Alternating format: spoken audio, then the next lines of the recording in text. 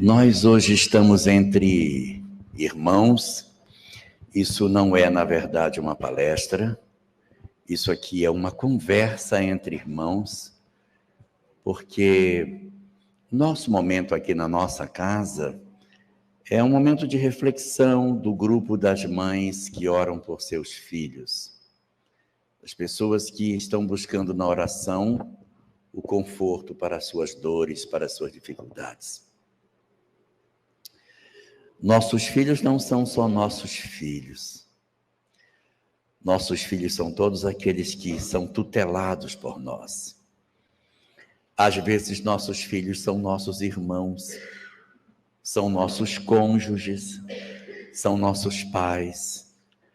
Às vezes, são os nossos sonhos, os nossos ideais, aquilo que a gente imagina para a nossa vida. Então, de certa maneira, esse é um momento para a gente conversar sobre a necessidade que a gente tem de orar pelos nossos objetivos de vida. E assim, nós estamos passando por um período muito difícil na história da humanidade, muito difícil. E esse período difícil que a gente está atravessando exige um esforço redobrado da nossa parte, para que a gente consiga manter o equilíbrio, porque... Acho que pode baixar um pouquinho, Kátia. Oi? Acho que pode baixar um pouco. A gente está passando por uma série de dificuldades na nossa sociedade, e isso acontece também nas nossas famílias.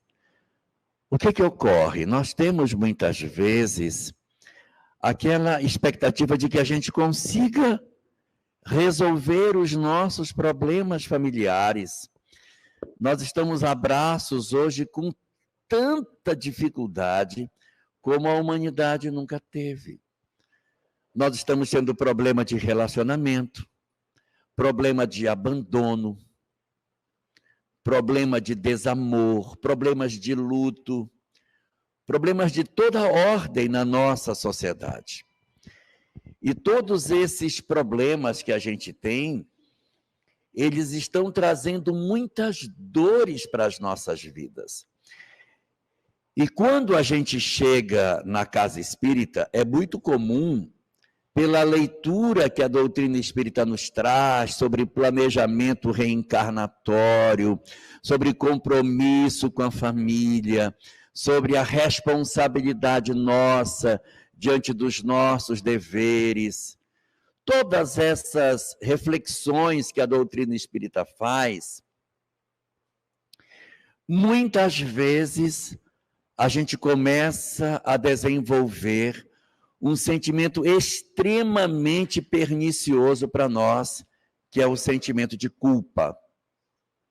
A gente começa a desenvolver a sensação de que nós somos os culpados por tudo aquilo que acontece na nossa família, como se nós fôssemos os responsáveis para que nada de sofrimento acontecesse no nosso lar.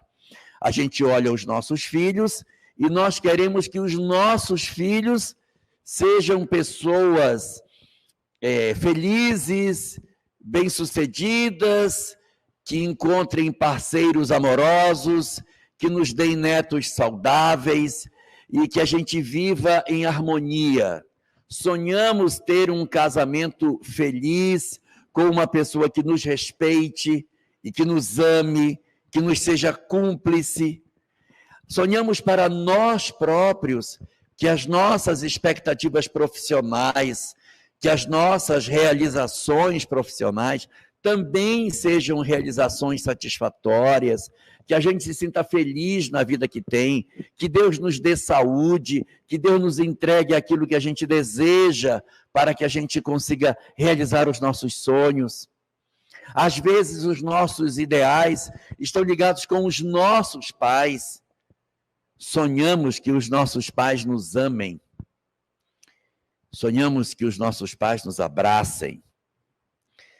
Sonhamos que aqueles a quem a gente espera receber um afeto nos entreguem aquilo que a gente tanto quer.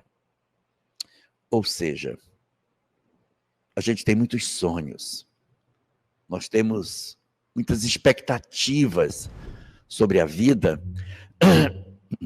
e nem sempre a vida entrega tudo isso que a gente quer. E muitos de nós, quando não recebemos da vida isso que a gente tanto deseja, nós podemos desenvolver sentimento de culpa.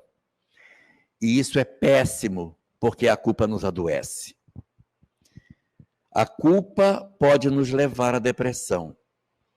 O sentimento de que nós somos responsáveis pela infelicidade do outro. Muitas vezes a gente vem de uma história de luto, de um filho que desencarnou. E nós, como pais, nós temos uma tendência danada de, quando a gente experimenta o luto de um filho, achar que a responsabilidade pela desencarnação dele é nossa. E aí nós remoemos sentimentos do tipo: eu não deveria ter dado a chave do carro, não deveria ter deixado que ele fosse para a festa naquele dia, eu deveria ter impedido que ela se relacionasse com aquela pessoa, eu senti que eu não deveria deixar a piscina descoberta naquele dia, e eu não cobri a piscina. Então, nós carregamos para nós muitas dores, e isso nos adoece. A doutrina espírita, quando ela comparece nas nossas vidas, uma das primeiras informações que a gente recebe sobre o espiritismo é que ele é uma doutrina consoladora. Não é verdade? E como é que pode uma doutrina que seja consoladora trazer tanta culpa? Tanto sentimento de dor, tanta angústia? Então, isso é um sinal de que a gente está fazendo leituras equivocadas da doutrina. Que nós estamos querendo carregar sobre os nossos ombros responsabilidades que verdadeiramente não nos pertencem. Nós, muitas vezes, queremos ser a palmatória do mundo, queremos acreditar que nós somos o arrimo de toda a família e de que nós somos capazes, sim, de resolver o problema de todo mundo dentro de casa. E isso é uma grande ilusão. Nós não estamos vivendo em família para que nós venhamos a resolver o problema de todos os nossos filhos. Que a gente consiga resolver o problema dos nossos maridos, das nossas esposas, dos nossos irmãos de pai e de mãe, porque nós não somos a palmatória do mundo, nós não somos a resolução de todas as coisas. Nós temos que tirar de nós a sensação de que a nossa tarefa na Terra é resolver o problema de todo mundo, como se nós fôssemos uma espécie de super-homem que conseguisse resolver o problema de todos. Nós não estamos dando conta nem dos nossos. Como é que a gente quer resolver o problema de todo mundo? Então, eu preciso, como primeiro movimento que eu tenho que fazer dentro de mim, reconhecer que eu sou pequeno,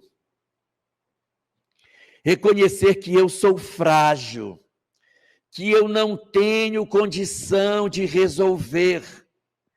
Esse deve ser o primeiro descobrimento, a primeira descoberta que a gente precisa fazer é: eu não dou conta de tudo. Eu não sou capaz de resolver tudo. Eu não sou tão poderoso como eu achei que eu poderia ser. Eu não tenho essa força toda, para que eu não carregue culpa por não conseguir resolver as coisas que, de repente, a vida nos aponta. Senão a gente começa a dizer assim: meu filho é infeliz com a esposa, eu preciso resolver isso, eu tenho que resolver isso antes de morrer. Ah, o meu marido bebe, eu tenho que resolver isso antes de morrer. Como se a gente fosse uma peça que é uma engrenagem que faz toda a máquina funcionar. Nós não somos essa engrenagem. Nós não somos isso. Porque se a gente achar que nós somos isso, nós vamos sofrer dolorosamente.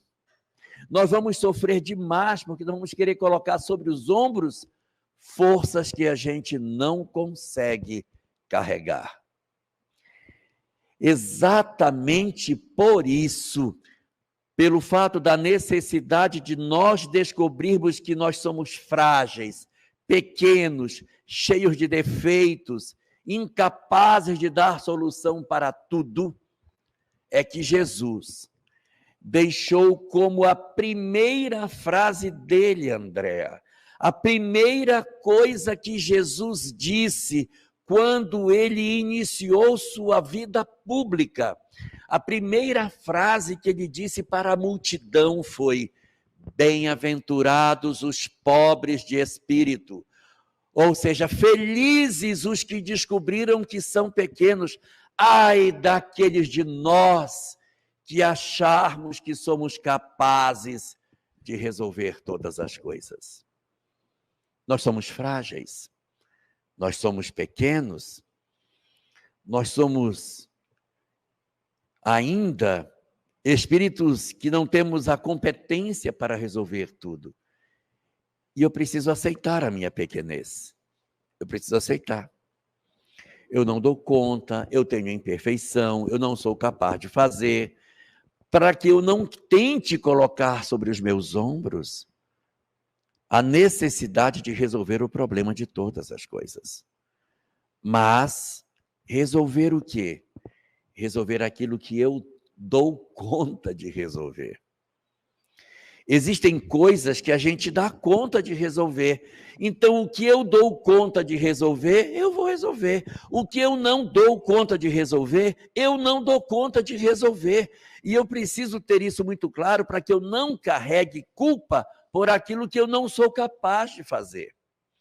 Imaginemos que você, de repente, tem um filho que tem uma família grande e esse filho simplesmente não tem interesse de trabalhar. Não se interessa, não se motiva. E você diz: meu filho, vai trabalhar, meu filho, vamos embora. Vamos, meu filho, vamos embora. Sai desse videogame, sai dessa internet, sai da rede social. Você tem filhos para criar, você tem mulher. Vamos embora, meu filho, vai. Vamos embora, avança.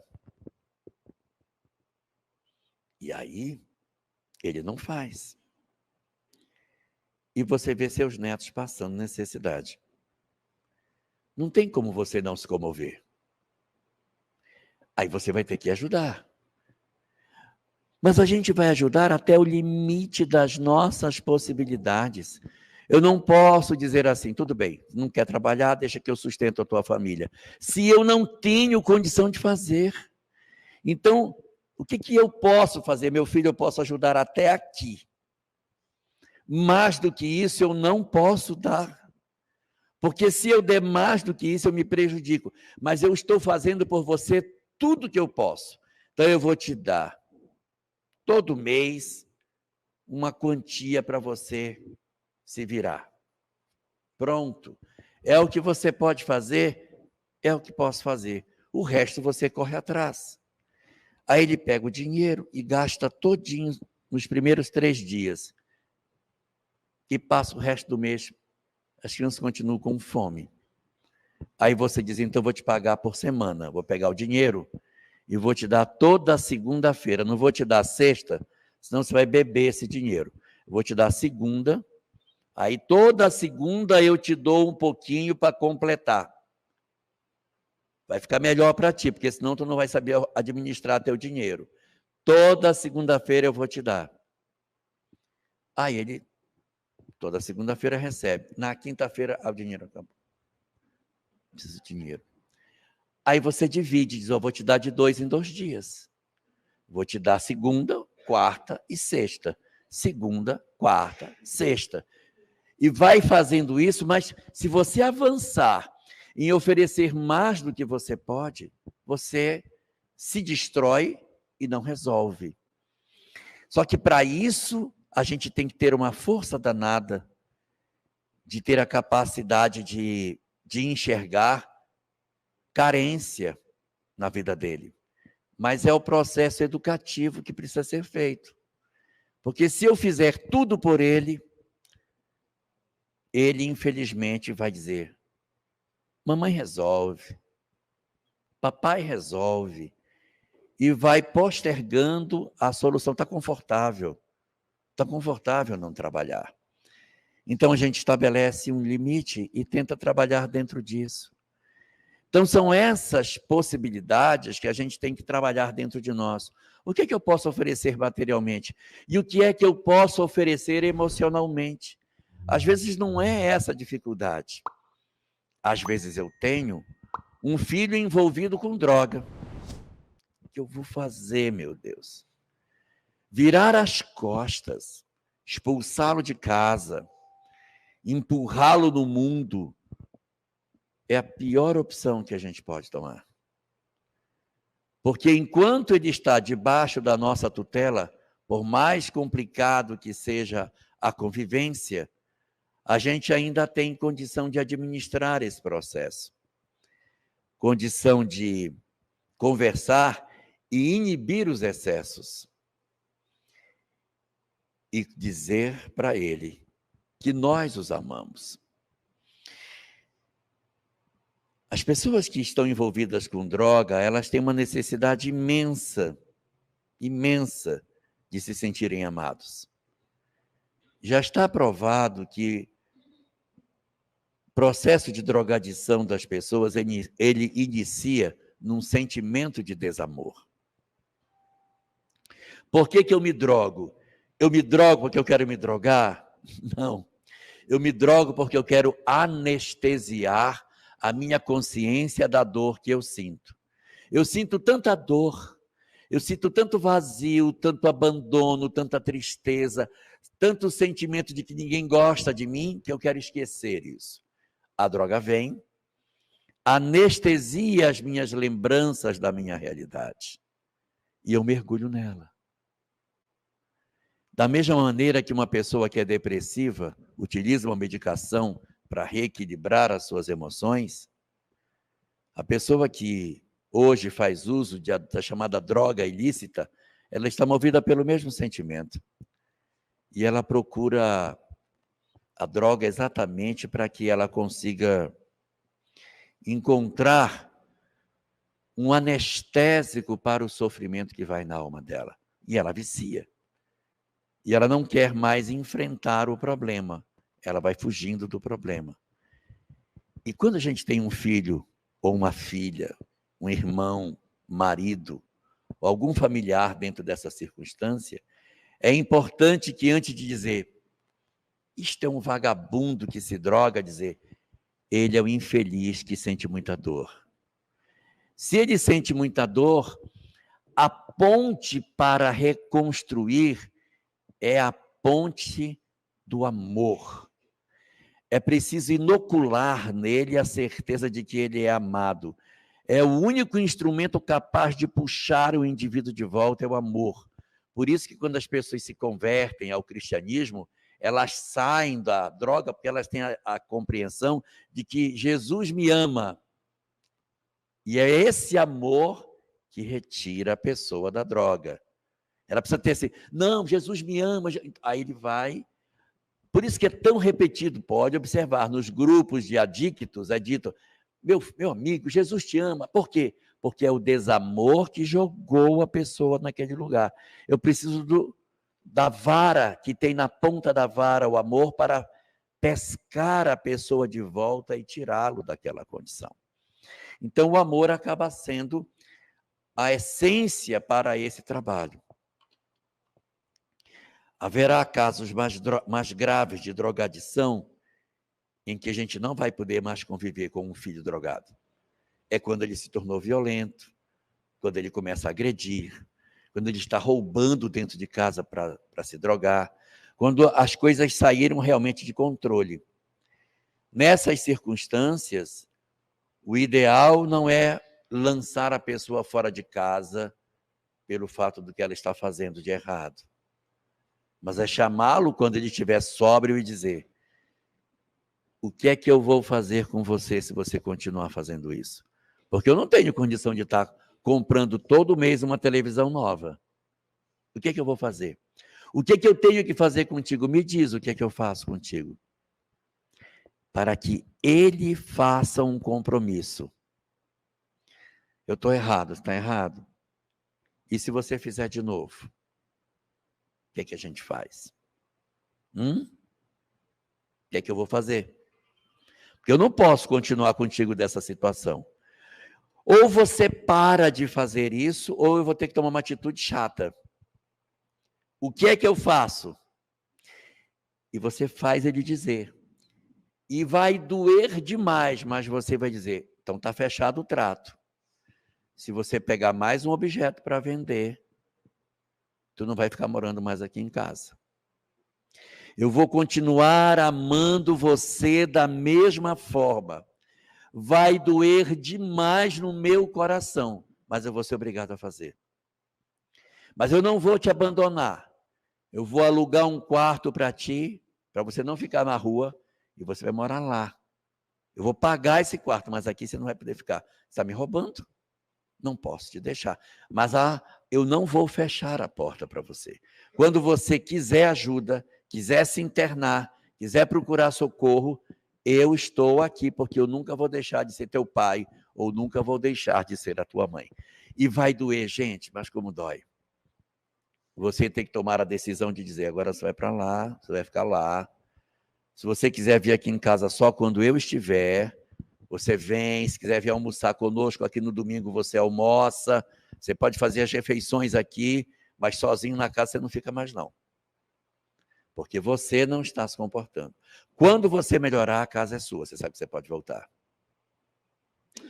Então, são decisões difíceis que a gente tem que tomar, mas que muitas vezes a gente precisa. Às vezes, é um marido alcoólatra, uma dificuldade que a gente passa na nossa relação conjugal, relacionamentos cheios de infidelidade ou cheios de vícios, que dificultam muito a nossa convivência, e até os casos mais graves, que são os casos em que já existe violência, agressão, onde a agressão física e até verbal, humilhações. Quando a gente chega nesse nível em que o respeito acabou, a gente precisa reavaliar se é isso que a gente quer. Avaliando dentro do nosso coração, daqui a 10 anos, se essa situação não mudar, você gostaria de estar junto com essa pessoa? Analisa daqui a 10 anos se é isso que você quer. Se você acha que você tem condição de ficar, tem, então invista na relação. Cuide dele, se esforce, trabalhe para fazer esse processo de mudança. Mas se você achar que você não tem condições, você precisa tomar uma atitude em relação a essa violência, a essa agressão, a todos esses processos que a gente está vivendo. Nós somos, na verdade, muito frágeis para querer resolver o problema de todo mundo. Muito frágeis. E exatamente por isso, muitas pessoas dizem assim: quando a tempestade se abate sobre as nossas vidas, a gente não consegue parar o mar que está revolto.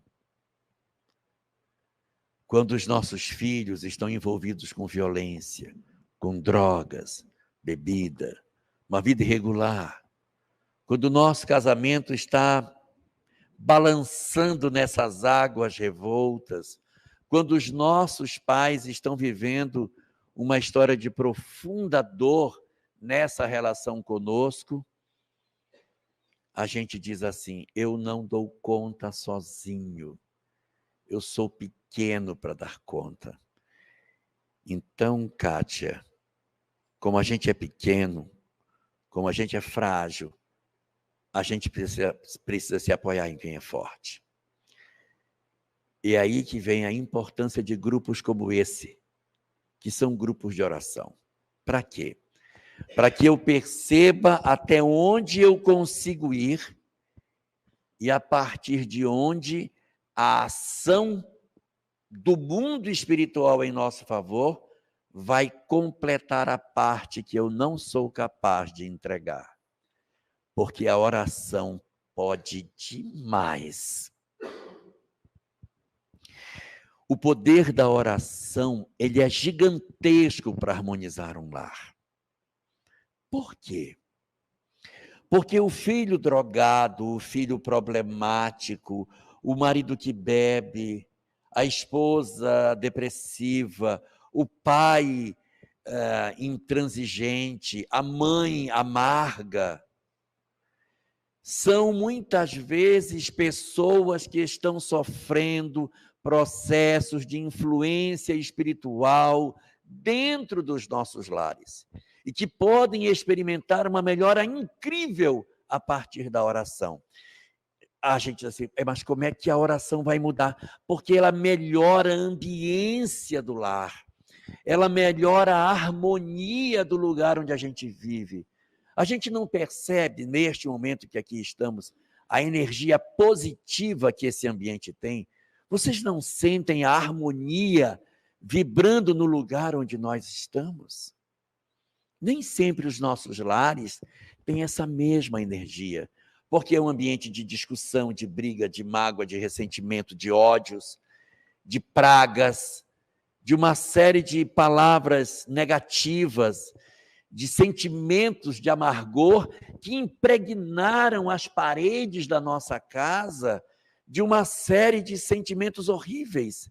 E entidades, espíritos, que são profundamente infelizes, se sentem atraídos pela infelicidade que a gente sente, e mesmo que a gente não pense que esteja fazendo isso, mas nós estamos oferecendo a nossa casa para ser o lar dessas entidades infelizes que passam a viver dentro de casa como se fosse mais um familiar e que se encosta numa pessoa e faz com que ela se desequilibre, com que ela se irrite, o outro se prostitui, o outro tem uma conduta desequilibrada no campo da droga, o outro deprime, experimenta um processo de tristeza e uma sensação de abandono que nem existe. O pai amoroso, a mãe amorosa, e o filho diz, eu me sinto profundamente abandonado.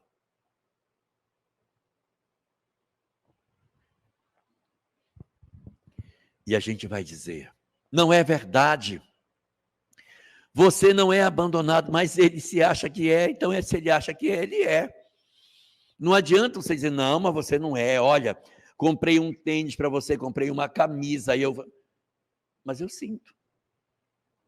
E muitas vezes, esse sentimento, ele vem exatamente das entidades espirituais que se vincularam ao nosso lar e que estão ligadas a nós ou aos nossos familiares, produzindo a perturbação do nosso ambiente doméstico. Eu realmente posso muito pouco, porque sou um pobre de espírito. Mas Deus pode tudo. E se nós orarmos, quem sabe não tenhamos o mérito de conseguir alterar as condições. Existirão muitas situações em que a oração terá o poder de melhorar as pessoas.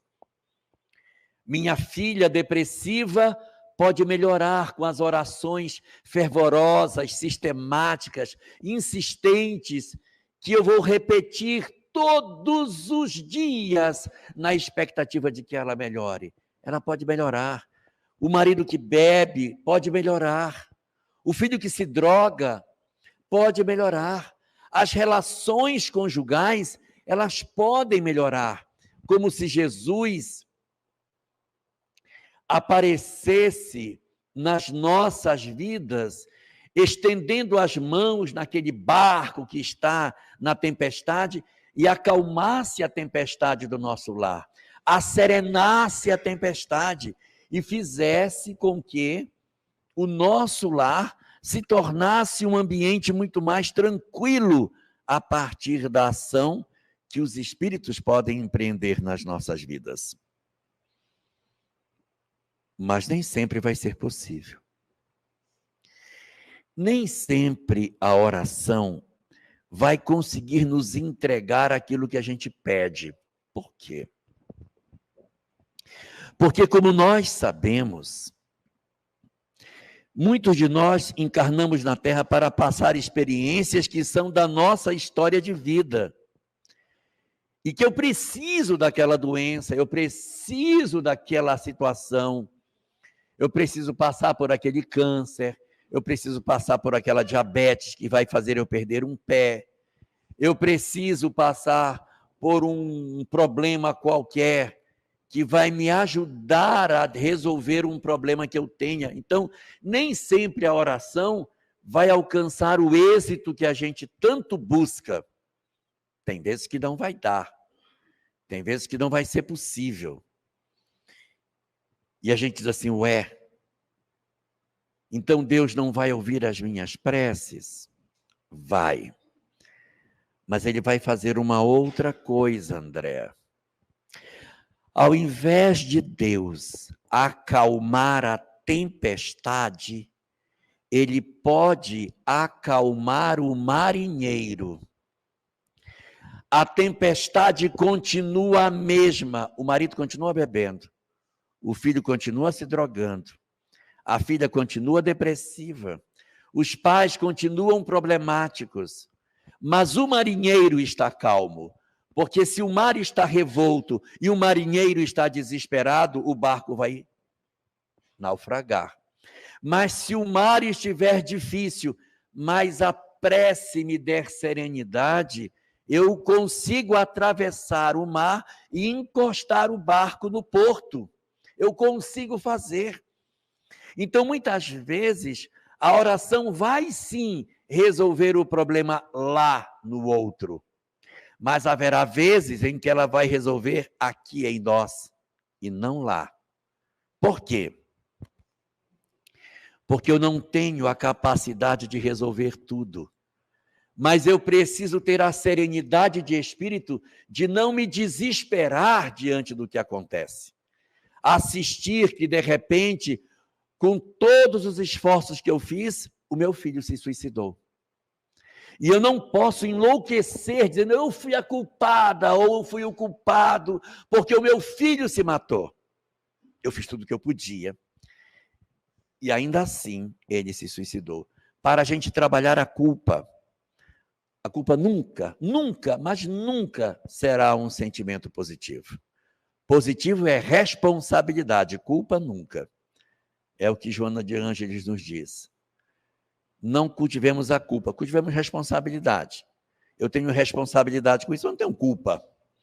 E nesse sentido, a oração, o poder da oração pode sim produzir nas nossas histórias de vida grandes mudanças, grandes processos de alteração das nossas histórias, porque a gente vai conseguir se fortalecer. E quando a oração visitar as nossas almas, ela vai visitar com dois propósitos: ou acalmar a tempestade, ou acalmar o marinheiro, ou resolver de verdade o conflito familiar que eu possuo, ou de repente não consegue resolver, mas eu consigo ter a serenidade de espírito neste sentido. E só para terminar as minhas palavras, eu quero resgatar aqui uma questão de O Livro dos Espíritos, questão 976 da obra básica. Kardec pergunta: como podem os espíritos superiores serem felizes diante do espetáculo de sofrimento das almas que padecem? Não é lógico? Como é que pode existir espírito feliz se tem tanto espírito em sofrimento? O espetáculo das almas em sofrimento não comovem os espíritos superiores? E como podem eles serem felizes diante desse processo de dor? E a resposta diz que há 3 razões para que eles não se desesperem. Primeira, o indivíduo que está em sofrimento procurou. Foi uma ação dele que fez com que ele se tornasse uma alma infeliz. Foi uma atitude do próprio indivíduo, não foi pela sorte. Ele conduziu sua vida para isso. Segunda razão, quando eles se melhorarem, eles sairão dessa condição, porque não é eterno. Terceira e mais importante, eles estão fazendo tudo o que podem para ajudar o outro a sair. Então eu faço o que posso e aguardo pela saída de tudo isso. É o que a gente tem para fazer. A gente faz o que pode e aguarda que tudo se resolva, sem guardar a pretensão de ser a solução de tudo e sem desistir dos nossos filhos, dos nossos entes queridos.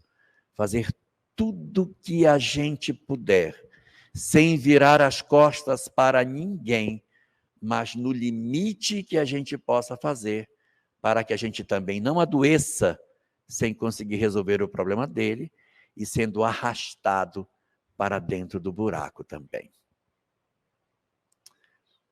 Nós vamos orar para que a gente possa aproveitar esse nosso momento.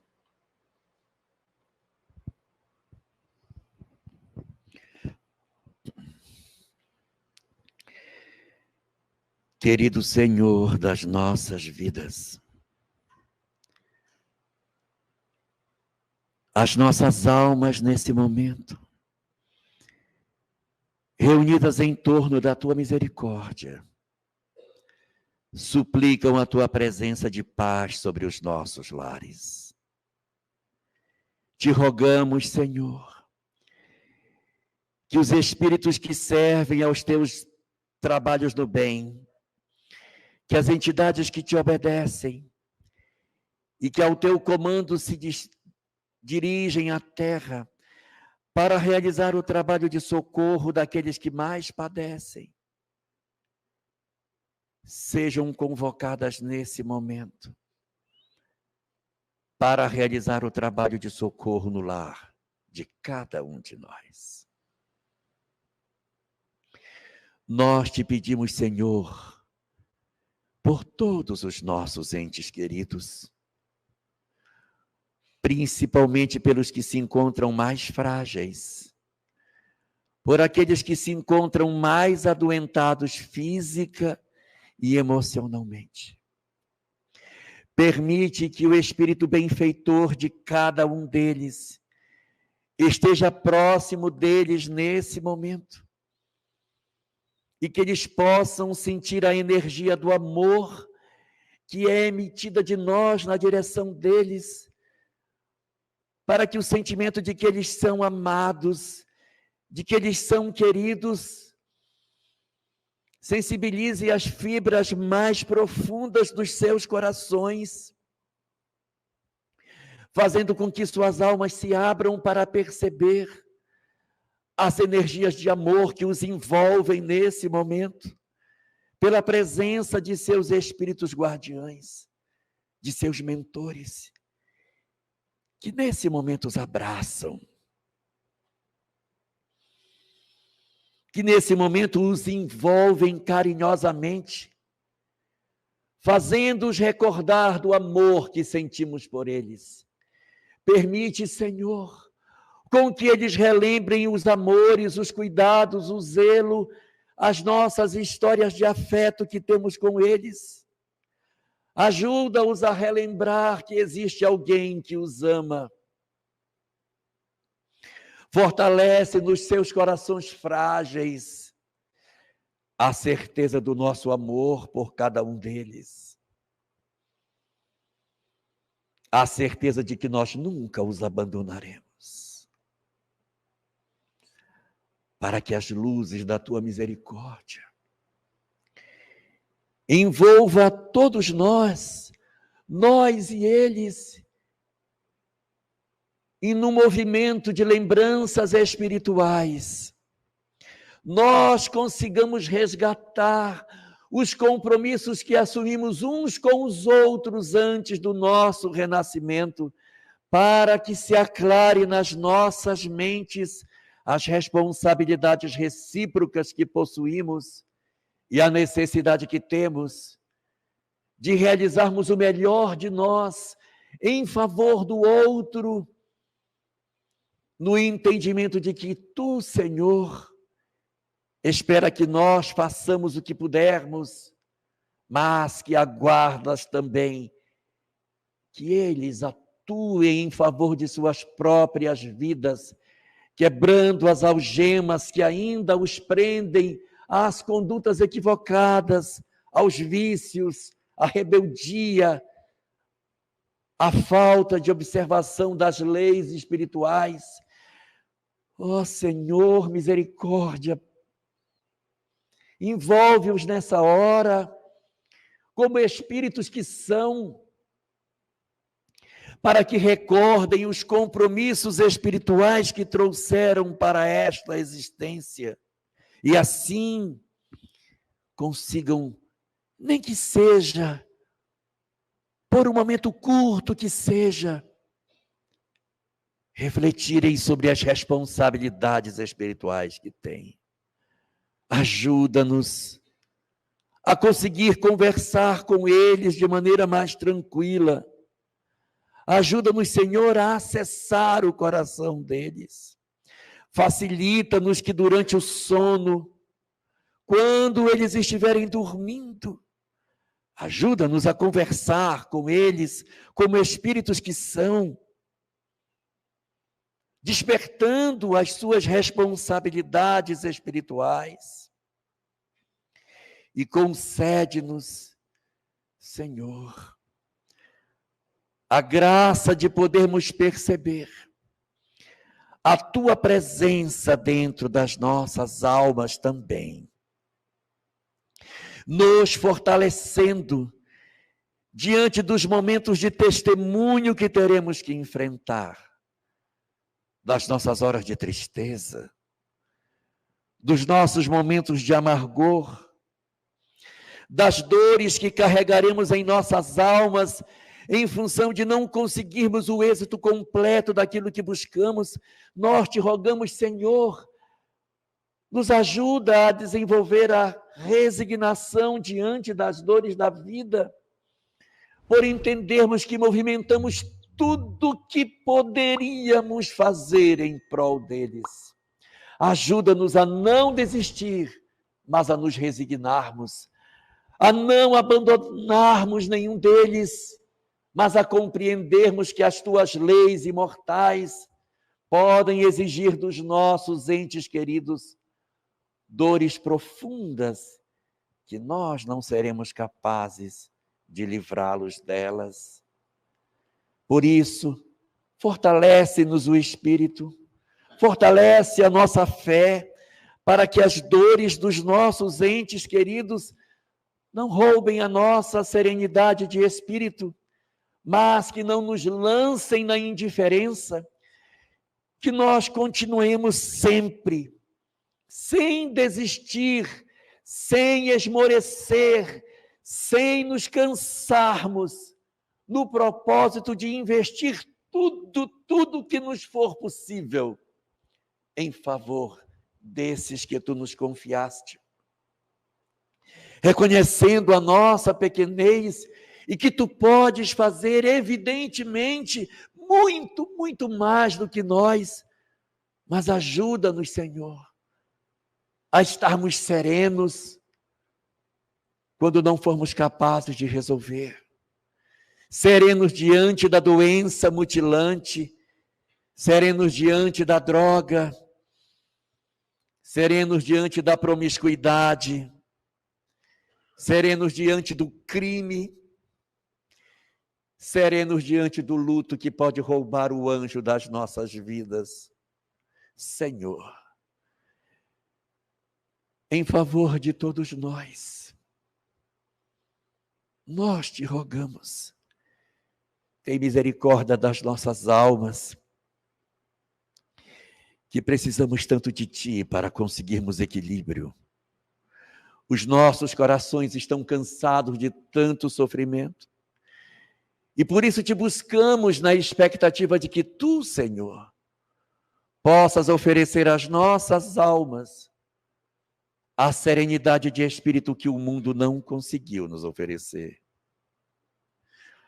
E é exatamente por termos certeza dos teus cuidados, certeza de que tu nos amas e de que é o teu amor que move a vida, que nós nos entregamos a ti, depositamos aos teus pés todas as nossas dores, confiamos que tu farás tudo o que for possível e nós também não desistiremos de nós, não desistiremos deles, não desistiremos de todos nós, mas estaremos de mãos dadas, caminhando pelas trilhas tormentosas, se for preciso, mas vencendo a indiferença, o desamor, o abandono que nós já praticamos no passado e que não queremos repetir. Ensina-nos, Senhor, a ter em ti a força que ainda não temos, completa a carência nossa com a tua força indescritível e restaura o meu lar, Senhor, restaura a minha família, abençoa as relações familiares que temos e nós nos curvamos aos teus desígnios naquilo que não for possível ser obtido, na certeza de que tu fazes o melhor por cada um de nós, resignando-nos às nossas almas por nos compreendermos como seres imortais que trazemos graves compromissos do passado.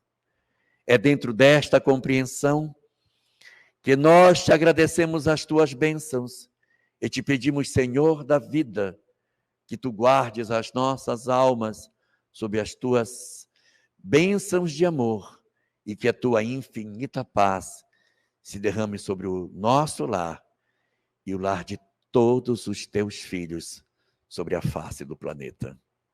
Muito obrigado, Senhor.